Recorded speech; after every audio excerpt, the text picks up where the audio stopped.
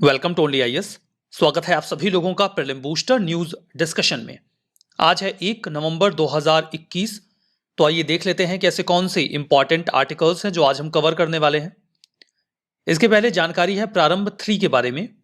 कई सारे स्टूडेंट्स इस डाउट में होते हैं कि ये प्रारंभ का कोर्स उनके लिए सूटेबल है या नहीं है। चलिए मान लिया कि कोर्स अच्छा है, लेकिन आपके लिए अप्रोप्रिएट है या नहीं है ये डेफिनेटली आप समझना चाहेंगे। तो 7 दिनों के लिए आप इस कोर्स को एक्सेस कर सकते हैं 7 रुपीज की कॉस्ट में 1 से 7 नवंबर के बीच में। इसके जरिए आप ये पता कर सकते हैं कि ये कोर्स आपके लिए सही है या नहीं है। आपको अप्रोप्रिएट लगता है तो आप इसके साथ आगे बढ़ सकते हैं, नहीं अप्रोप्रिएट लगता है तो वहीं पे रुक सकते हैं। आप इसके बारे में कोई जानकारी चाहते हैं तो सिंपली आप onlyiaspraram@gmail.com पे मेल कर सकते हैं। हमारा फर्स्ट आर्टिकल समुद्रयान मिशन के बारे में है।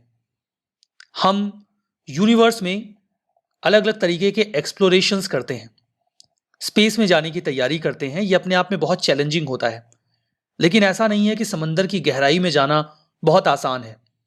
ऑक्सीजन की कमी एक चैलेंज होता ही है, इसके अलावा बहुत ज्यादा दबाव भी सहना होता है। इन बिटवीन आपके पास इनफ इक्विपमेंट होने चाहिए कि आप समंदर की गहराई में जाके ना केवल सर्वाइव कर सकें बल्कि जो भी एक्सप्लोरेशंस आपको करने हैं वो कर सकें। ऐसी कैपेबिलिटी अगर आपको ऐसा लगता है कि हर देश के पास है तो नहीं है। कुछ चुनिंदा देश ही हैं जो समंदर की गहराई में जाकर एक्सप्लोरेशन करने की क्षमता रखते हैं। उन देशों के अगर मैं आपको नाम बताना चाहूं तो like USA, Russia, Japan, France और चाइना। ये कुछ चुनिंदा देश हैं जो समंदर की गहराई में जाके चीजों को एक्सप्लोर कर सकते हैं। और अब इस लीग में शामिल होने वाला है इंडिया। इंडिया रिसेंटली अनवेल कर चुका है अपना फर्स्ट मैन्ड ओशन मिशन। नाम दिया गया है समुद्रयान। नाम से स्पष्ट है, चेन्नई में इसे अनवेल किया गया है। हमारी तैयारी एकदम हो गई है। कुछ समय के बाद हम इसका फर्स्ट फेज का ट्रायल स्टार्ट करेंगे और आने वाले समय में हम समंदर की गहराई में जाएंगे। ये पहला यूनिक मैन्ड मिशन होगा इंडिया की ओर से, जिसमें हम डीप सी को एक्सप्लोर करेंगे। वहां पर हम रेयर मिनरल्स की माइनिंग कैसे की जा सकती है इस बारे में भी जानकारी इकट्ठा करेंगे। इस मैन्ड मिशन में 3 लोगों को भेजे जाने का प्लान बनाया गया है। जो व्हीकल एक प्रकार का सबमरीन जो इन एक्सप्लोरर्स को लेकर जाएगा उसे नाम दिया गया है मत्स्य 6000। इसमें 6000 का क्या मतलब है? 6000 का मतलब है कि ये 6000 मीटर की गहराई पर जाएगा। 6000 मीटर की गहराई का मतलब है कि समंदर में हम 6 किलोमीटर नीचे जाने वाले हैं चीजों को एक्सप्लोर करने के लिए, स्टडी करने के लिए। इस डीप ओशन मिशन की कॉस्ट आने वाली है 6000 करोड़ रुपीज। मतलब हम 1 मीटर के ऊपर 1 करोड़ का खर्चा करने वाले हैं। इसका जो प्रिलिमिनरी डिजाइन है वो तैयार हो चुका है और 2024 के सेकेंड क्वार्टर में इसके ट्रायल्स स्टार्ट हो जाएंगे। ये काफी इंपॉर्टेंट होगा इंडिया के लिए, क्योंकि हम कुछ एलीट क्लब की लीग में शामिल होंगे जिनके पास समंदर की गहराई में जाके एक्सप्लोर करने की क्षमता होगी। मत्स्य 6000 ये indigenously developed manned submersible vehicle है। टाइटेनियम अलॉय का पर्सनल स्फीयर इसमें तैयार किया गया है। ह्यूमन सपोर्ट सिस्टम है, मतलब वो सारी बेसिक चीजें वहां पर अवेलेबल हैं जिसके जरिए ना केवल एक्सप्लोरर वहां पे सरवाइव कर पाएंगे बल्कि रिसर्च भी कर पाएंगे। यहां पर ऑपरेशनल और सपोर्ट इमरजेंसी इंश्योरेंस भी 96 आवर्स का है। मान लीजिए कोई एक्सीडेंट होता है, कनेक्शन कट होता है या किसी प्रकार की सपोर्ट सर्विस खत्म होती है तो 96 आवर्स तक वहां पर सस्टेन किया जा सकेगा। इतने टाइम में जो भी एक्सटर्नल सपोर्ट दिया जाना है वो दिया जा सकेगा। मिनिस्ट्री ऑफ अर्थ साइंस इसके जरिए डीप सी एक्सप्लोरेशन में और बेहतर कर पाएगी।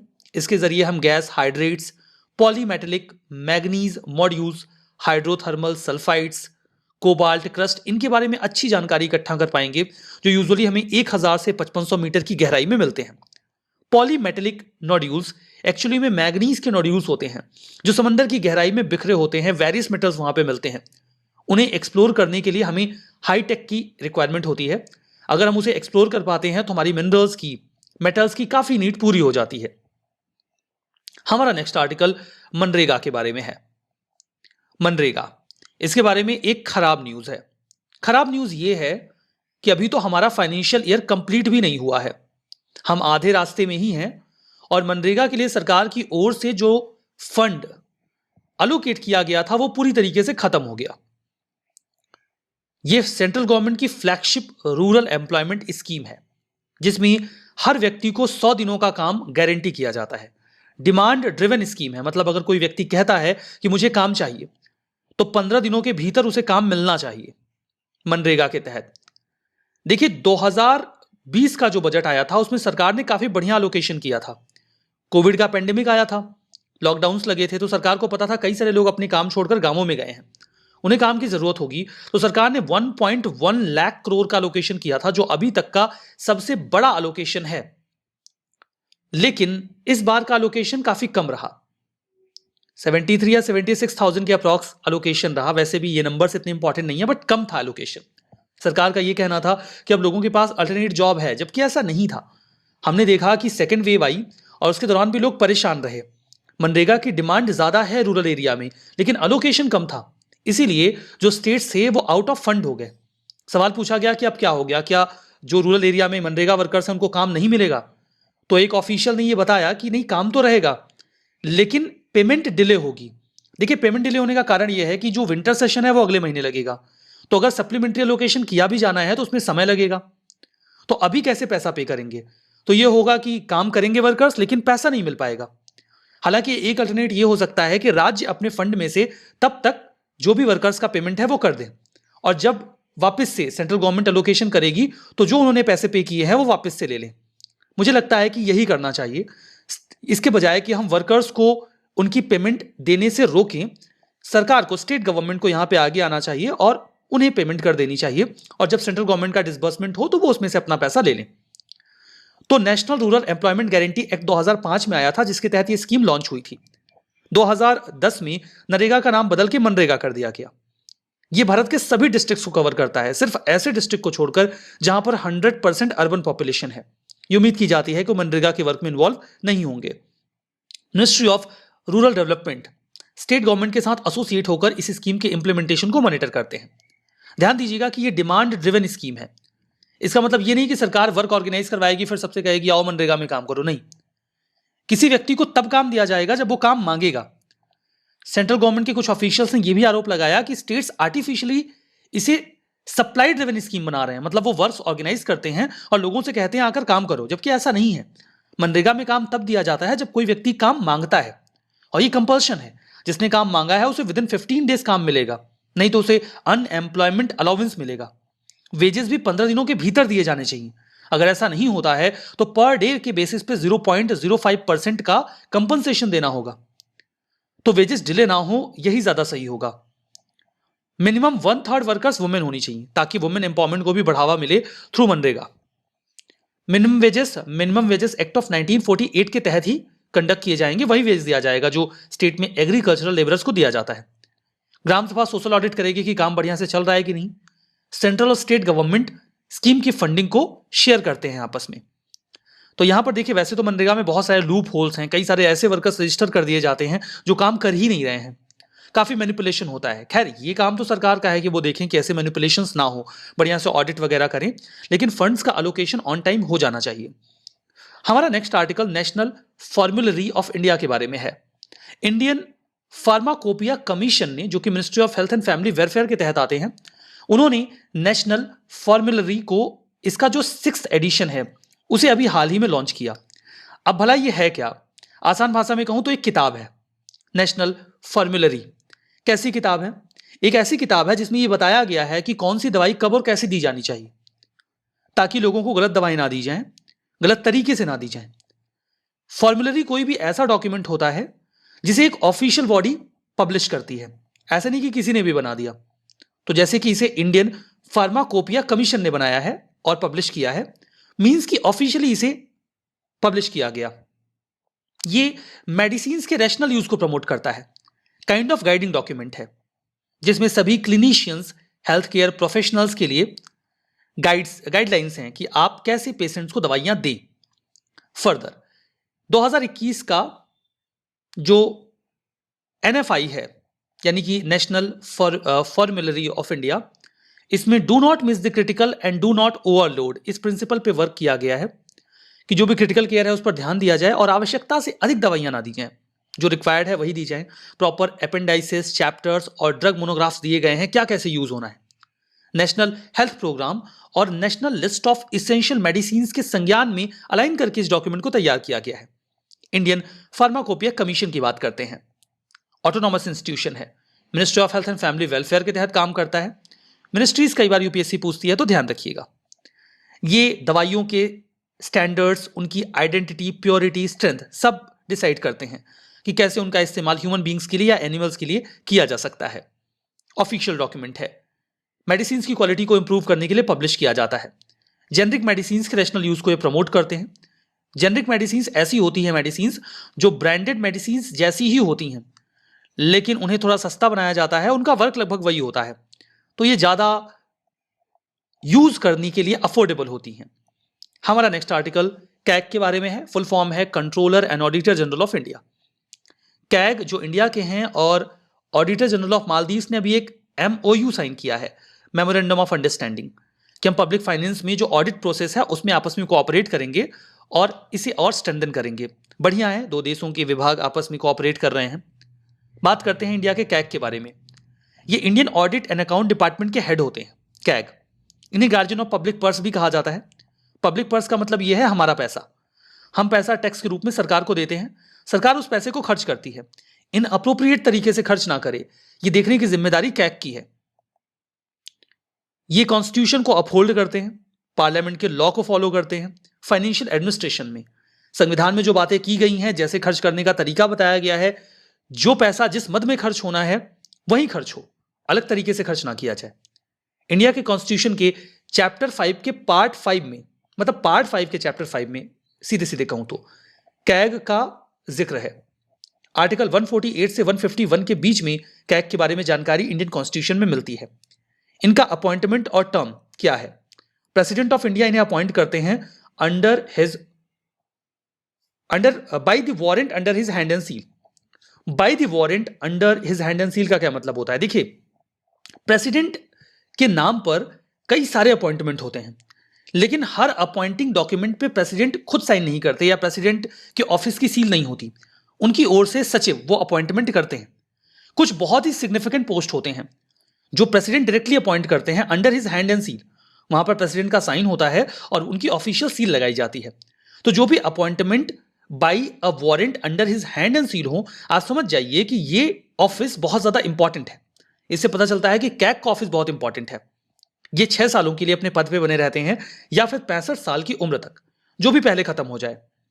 फंक्शंस ये हैं कि सभी अकाउंट्स को ऑडिट करते हैं, देखते हैं सब कुछ बढ़िया से खर्च हुआ है कि नहीं।